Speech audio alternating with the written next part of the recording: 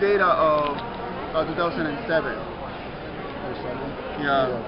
So if we were to look at this after 2008, which is where the things get interesting, 2010 data and 2012 data is going to look completely different than what we're looking here. Majority moved up, or they just rather look down. So it would most likely would say that this is going to be a really expansive, like much bigger belly and a very much longer. Because even if this, when you look at this, we only have until 380,000. This plus is very important because the actual chart, this is a copy of an actual chart developed by the US Census.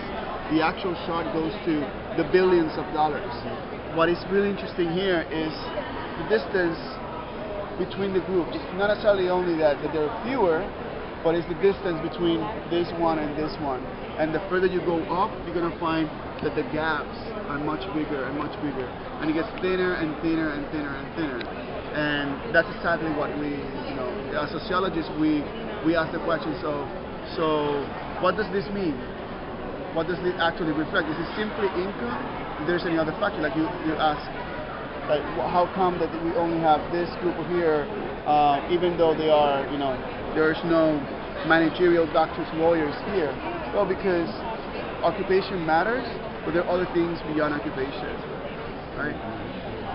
Yeah, exactly, right? So being from a rich family, you not only get money from like education, but you also get potentially you get properties or assets of other form, or even just the connections, right? That other rich people who are very well placed, and that give you the opportunity of life. Work, jobs, networking, exactly. So that changed completely your chances. Now, this is here. Would those people down there have the same chances? You can't afford the country club.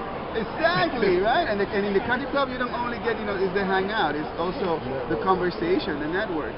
So as sociologists, we look at that, right? How come these individuals are here, or this amount of individuals are here?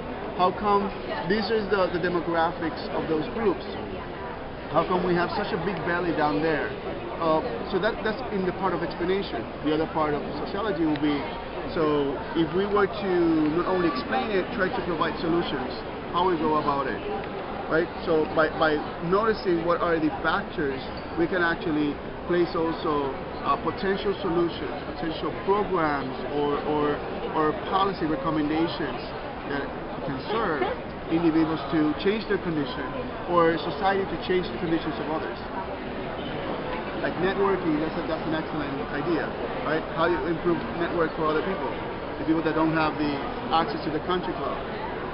How will you do it? I don't know yet. Yeah, so think for instance, in today's world, we're all connected with Facebook or things of that sort, right? What if we allow individuals who do not have access to computers the possibility of connecting to networks of that sort? And not only connecting, but the skills of connecting. Because one thing is getting the computer and hook up in But even that's not going to work. I'm not saying not going to work. It helps because it's who you know. So social network, I can't social network without Trump. No, precisely. So but it's all about like you mentioned, you said that you can network, but you're not going to network with the same people that Donald Trump is hanging out. The people I network are going to be in my same class. In the same class. So now, is it better to be disconnected or somehow connected? Somehow connected. And this is another part. How can we make those connections very productive connections, right? And maybe in the connecting together, you as a group, instead of depending on somebody else to push you as an individual, maybe you can push yourself as groups, right? There is this concept that is growing these days that we call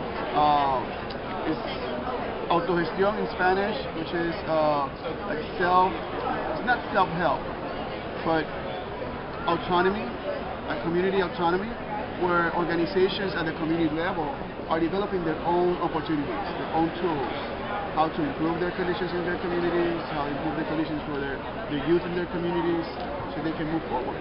So instead of depending on somebody else, it's themselves making their own connections and defining for each other.